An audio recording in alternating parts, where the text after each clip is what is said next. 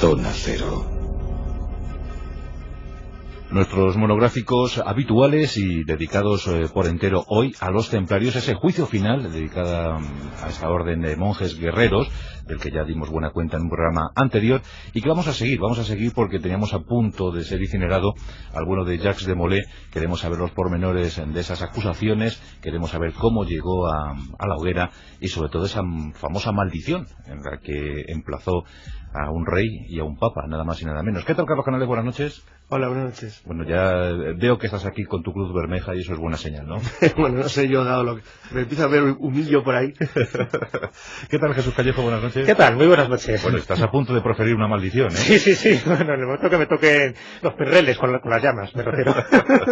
Qué muerte tan cruel, ¿verdad? Sí. Además, sabes que una forma de amortiguar, en parte, ¿no?, esta muerte tan terrible que es morir quemado, es que se les estrangulaba a algunos reos. Si lo merecían. Si lo merecían, por eso, no siempre, ¿no? Por ejemplo, en España no se tenía esa costumbre de estrangular primero al reo, sino que se prefería que fuera muriendo poco a poco, quemado. Incluso, bueno, había torturas terribles, no en el caso del que vamos a comentar ahora, pero sí se sabe de algunos que murieron ejecutados de esta manera, que claro, que con el fuego, pues sus ataduras pues quedaban chamuscadas, ellos podían escapar, salían, pues en llamas, imagínate, y otra vez les volvían a meter en la hoguera, ¿no?, una especie de suplicio tremendo, hasta que ya morían, casi morían asfixiados antes que por las llamas, pero terrible porque algunos podían estar durante casi una hora padeciendo este tipo de tormentos, y si salían de la hoguera, otra vez para adentro, ¿no? Sí. O sea, un sadismo inexplicable porque, bueno, bien está que ejecutaran al reo según las normas penales que había en la época, pero hacerle sufrir de esta manera me parece que era bastante despiadado. Sí, en el caso de Guis de Gay, del que tanto se habla últimamente, sí. Pues claro, su condición de noble, aunque era un psicópata consumado, pero se le concedió morir ahorcado primero y luego pasar un ratito por la hoguera, chamuscarle y recibir digno entierro, ¿no? Ser noble te ofrecía ciertas ventajas. Era muy habitual que, por ejemplo, te decapitaran, que era un castigo vil, pero bueno, era lo mismo para la cabeza un hachazo con golpe de espada a que te comen lentamente en una hoguera. Sí. Pues la verdad es que hay ligeras diferencias. Además, los nobles en aquel tiempo, bueno, luego ya en el siglo XVII, pagaban al verdugo para que ejecutara bien, para que cortara bien. El más conocido es el caso de Ana Bolena, que pide ser ejecutada con una espada francesa. Detalle muy curioso. Qué buen acero el francés, ¿eh? Pero bueno, mejor el toledano. Es mejor el toledano, pero... Era como el acero de Damasco, llevaba carbono. Sí, pero los vikingos compraban acero a... El diseño franco fue, no, que el diseño de espada es muy bueno. Entonces, bueno, ese sería un monográfico aparte, porque hay todo un entorno mágico extrañísimo sobre la forma en la que se hacían las espadas originales. En monográfico anterior ya supimos que los templarios no quisieron defenderse por las armas. Aceptaron el juicio, a lo mejor, como decía Carlos, pelín soberbios, ¿no? Pelín orgullosos, pensando que no iba a ser la cosa para tanto. Pero lo cierto es que muchos fueron ejecutados, torturados. Fue un fin muy trágico el de los templarios. Muy trágico, teniendo en cuenta la importancia que tenía la orden en aquel momento. O sea, no eran unos caballeros cualquiera, no eran unos mindundis, no eran unos don nadie. Entonces, que tuvieran este fin, yo creo que incluso horrorizaron a la población, ¿no? Porque tenían un buen concepto de ellos. ¿Tenían buena imagen? Sí, tenían una buena imagen. Estamos hablando de que eran guerreros y que eran monjes. Es decir, eran casi el clásico cristiano, ¿no?, que por un lado oraba y por otro lado estaba dando mazazos al infiel, con lo cual tenía las dos virtudes que por entonces, estamos hablando de la Edad Media, pues eran muy apreciadas, ¿no? El valeroso guerrero y aguerrido, y aparte, pues una persona con altos valores cristianos que rezaba, porque no tenía los mismos rezos y las mismas obligaciones que cualquier otro monje. Por lo que debemos suponer que cuando se tratan esas acusaciones de satánicos, de sodomitas, claro, el vulgo se debió quedar estupefacto, ¿no? Claro, yo creo que hasta el propio Papa, ya lo comentamos, ¿no?, en el monográfico anterior, que él fue uno de los primeros que se opuso tímidamente, porque era un títere en manos del rey Felipe IV de Francia, pero sí se opuso a que se siguiera adelante con el proceso, porque yo creo que él pensaba, igual que pensaban los altos dignatarios templarios, que todo quedaba en un susto. Dice, bueno, vale, nos están dando un toque de atención, nosotros no nos marchamos, a pesar de que ellos sabían que la orden de detención estaba en curso, se quedan allí, pero nunca pensando que les iban a torturar y que al final, al pasar unos cuantos años, pues no solo iba a desaparecer la orden, que desaparece 2 años antes de que Jacques de Molay y, bueno, pues uno de sus mejores acólitos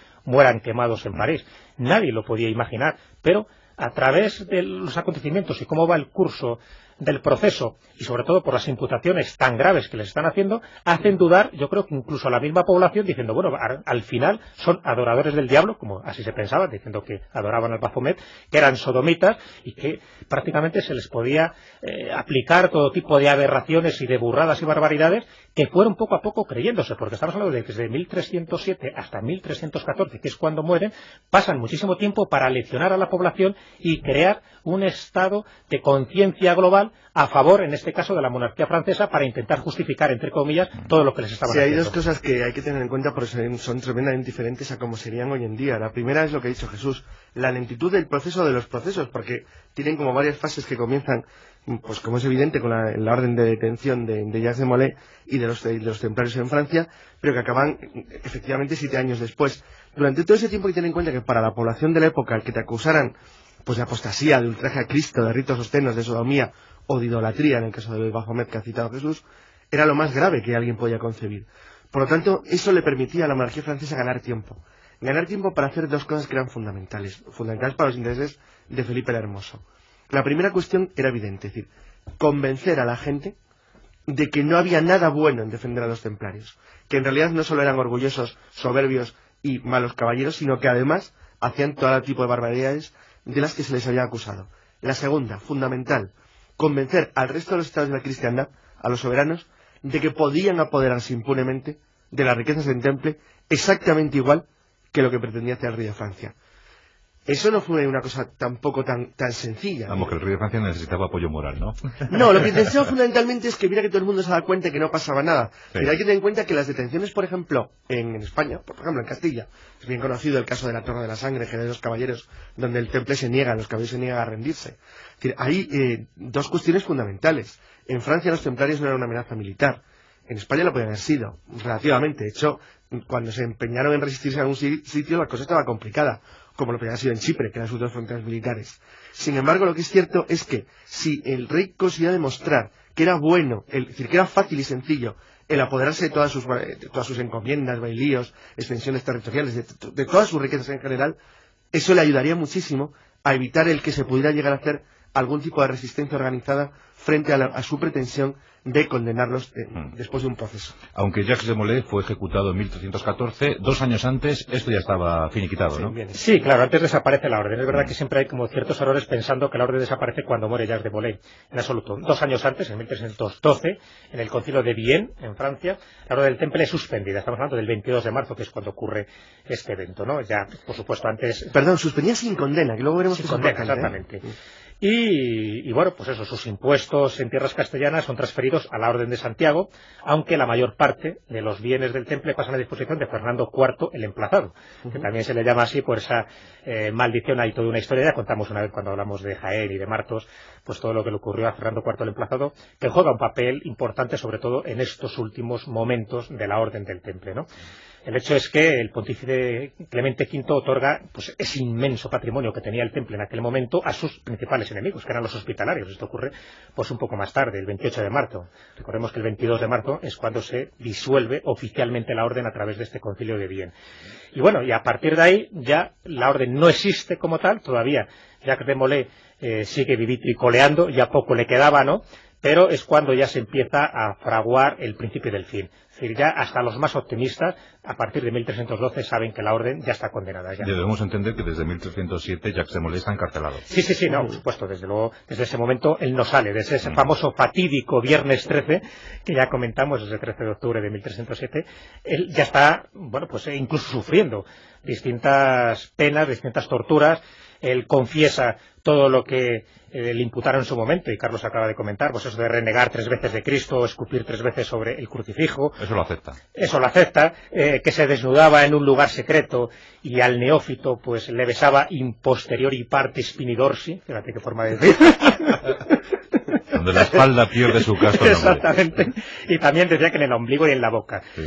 O que se entregaba pues a un concúbito recíproco uno al otro, citando incluso las palabras que en aquel momento también se citaban en el proceso, o que adoraban a una extraña cabeza barbuda. Bueno, pues todo esto lo confiesa.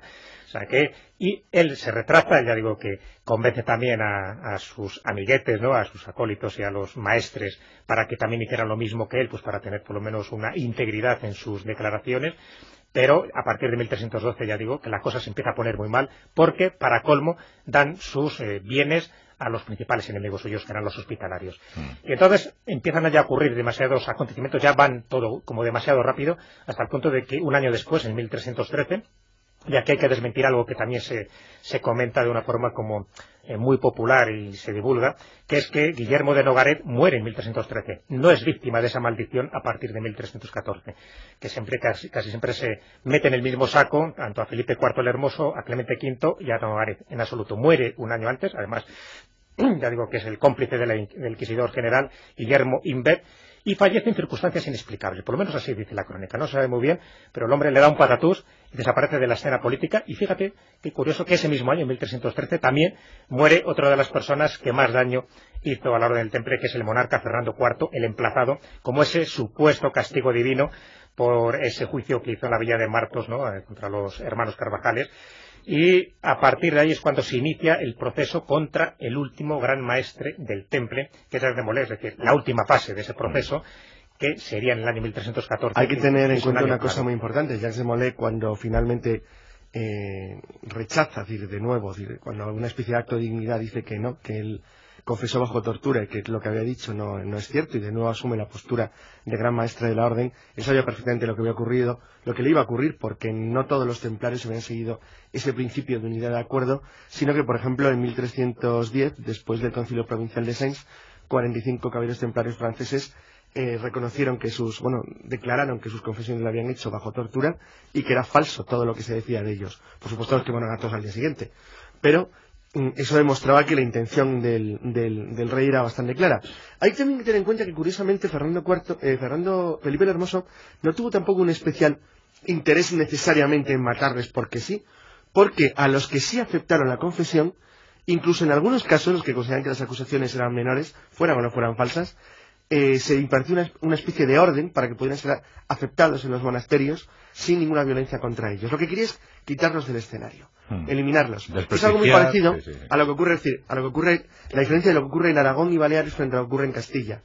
En la corona de Castilla, cuando digo la corona hablo en términos amplios, en Andalucía, en Castilla, la Nueva, la Vieja, en Galicia, en Asturias, los caballeros templarios, cuando ven los problemas que hay de resistencia, es decir, donde algunos de sus hermanos frailes se niegan a entregarse a los alcaides del rey de Castilla, y por el contrario, es decir, inicia una resistencia armada, la mayor parte consiguen refugiarse en Portugal. De hecho, casi todos se dirigen a Tomar, que era la principal fortaleza del Temple de Europa Occidental. Pero, sin embargo, en Aragón y Baleares, que no lo pueden hacer, hay dos tipos de actitudes. O la de gente como Roger de Flor, que sería un ejemplo muy clásico, es decir, bueno, ya que no puedo hacer nada, por lo menos que le sea útil a alguien. Entonces, lo que se convierte en una especie como de corsarios, de caballeros de fortuna, o los que, por el contrario, son aceptados, igual que en el caso francés, en órdenes monásticas. Por ejemplo, en Aragón lo recogen los franciscanos, pero no todos pasan a la orden de Montesa. Que la orden de Montesa es al revés, se crea en parte con bienes del temple, pero no necesariamente con caballeros templarios. Es decir, no es exactamente lo que luego, como luego veremos, ocurre en Portugal o en Escocia. En Escocia es que ni siquiera se suprime, entre otras cosas porque el rey, Robert Bruce, estaba excomulgado, con lo cual, como estaba excomulgado, difícilmente iba a cumplir órdenes del Papa. Bueno, pues aquí tenemos la historia fascinante sobre el fin de los templarios. 1314, Jacques de Molay se enfrenta a la hoguera. ¿Fue solo? No. Fue acompañado, que en estos casos yo creo que no deja de ser un consuelo. Sí. O sea, si en 1312 se había disuelto la orden... sí, casi 2 años después. 2 años. Es importante ver ahora las fechas, para ver un poco cómo van sucediendo los acontecimientos. Estamos hablando del 18 de marzo. Como hemos dicho, el 22 de marzo de 2 años antes, en 1312, es cuando el Concilio de Vienne disuelve la orden. Bueno, perdón, el 18 de marzo de 1314, es que es curioso que prácticamente 2 años después, Jacques de Molay, tras sufrir todos esos horrendos tormentos de los que hemos hecho alusión, además en 2 mazmorras, que era en Don y en la ciudadela de Chinon, que por cierto en Chinon dejaron ahí unos grafitis bastante misteriosos que luego han sido interpretados de distintas maneras, ¿no? Es como dejar como el último legado templario en esos grafitis que se sabe que hizo Jacques de Molay y otros presos, para, bueno, de alguna forma, que fueran interpretados esos símbolos por generaciones posteriores, donde dicen, claro, y esto no deja de ser toda una fantasía, donde estaría ubicado ese famoso tesoro que fue puesto a buen recaudo antes, ¿no?, de que fueran apresados los principales... No, pero esto es como cuando vas a la Torre de Londres, ¿no? Claro, que te pasas la tarde describiendo grafitis. Sí, ¿no? cualquier rayajo que ves, pues dice, hombre, esto seguro que lo hizo. Además, encima es medio tortuoso y débil, pues dice, aquí justo en este momento seguro que ya estaba en la agonía. Bueno, el hecho es que ese 18 de marzo, Jacques de Molay es quemado vivo en la ciudad de París, junto con otros destacados miembros de la orden. ¿Quiénes son? Pues eran entre ellos, ¿no?, Hugo de Pirot, Godofredo de Gonneville y Godofredo de Charnay. Entonces eran un poco las 4 cabezas pues más visibles, más importantes del temple en aquel momento, del temple ya agonizante, ¿no? Y ahí es cuando surge, y estamos hablando de leyenda porque no hay pruebas, ¿no?, que lo demuestren, surge esa maldición. El 18 de marzo mueren y dice la leyenda que les emplaza a los principales instigadores de ese proceso contra los templarios y contra él mismo, dice la leyenda que Jacques de Molay les emplaza a que comparezcan ante el tribunal de Dios antes de que termine ese año. Y bueno, y efectivamente, casualidad, no casualidad, el 20 de abril muere el Papa Clemente V, como consecuencia, supuestamente dicen siempre, de esa maldición divina, y que no se sabe muy bien qué rara enfermedad le entra, hasta el punto de que poco después, ya digo, prácticamente un mes después, el 20 de abril, muere Clemente V. El 2 de noviembre muere Guillermo Imbert, que es el inquisidor general, y muere al caer de un caballo. Ese por lo menos tenemos la causa. Y el monarca, Felipe IV el Hermoso, sufre, qué curioso también, ¿no?, un accidente en una partida de caza y fallece el 29 de noviembre, víctima de una apoplejía cerebral, según el dictado médico, y es cuando le sucede su hijo Luis X. Es decir, antes de que termine el año, esas 3 personas, porque ya otro de los que les había tocado las narices, que era Guillermo de Navarre, ya había muerto un año antes, en 1313, pero justo esas 3 personas mueren antes de que termine el año. Claro, por supuesto, en el sentir y en las supersticiones populares, solo faltaba ya ese dato para que se... Probablemente la leyenda medieval que ha tenido más eco en toda Europa. La maldición de los templarios. Asombroso. Es decir, ya en el siglo XV y XVI, entre las personas cultas europeas, era algo completamente habitual el hablar de ello. Es decir, se consideraba y se conocía. Y además, las leyendas de la supervivencia, al margen de las oficiales, es decir, lo que ocurre en Escocia con los caballeros que quedan allí o que marchan allí, o lo que ocurre en Portugal con Avís, o lo que ocurre en otras zonas como en Italia con la Fe de Santa, los Fideli d'Amore, es decir, donde nace el misterio de la posible supervivencia oculta del temple es en la propia Francia. Entonces surge además muy rápido, a través básicamente de 2, en concreto del denominado Caballero d'Ormond, es decir, un caballero templario que supuestamente continúa en Escocia la obra del temple, siguiendo un mandato directo del propio Jacques de Molay poco antes de su muerte. Y un personaje muy extraño, poco conocido, que era en aquel entonces, era el primado de la Orden y comendador de Jerusalén, comendador de Jerusalén teóricamente, claro, era un cargo honorario nada más, que residía en aquel entonces en Chipre, de lo que único que conocemos es su nombre, se llama Larmenius. Esto lo reflejó en 1810 un párroco francés, el abate de Gregoire, que fue el que dijo descubrir unos documentos en los cuales Jacques de Molay había declarado como sucesor y primado de la orden a Larmenius. Larmenius, por de pronto, el nombre es un tanto extraño, porque si le ponemos una ley y un apóstrofe sería algo así como el armenio. Un armenio en el temple, como eran cristianos, pero de iglesia oriental, es algo como muy raro ya en principio. No obstante, lo que sí es cierto es que a través del Larmenius se creó toda una leyenda de una supuesta sucesión del temple, donde aparecía gente muy conocida, desde Teobaldo de Alejandría hasta Bertrand du Guesclin, que permitiría extender una especie de orden oculta hasta prácticamente nuestros tiempos. ¿Quién recogió todo esto para inventarse una famosa trola que hablamos hace poco tiempo?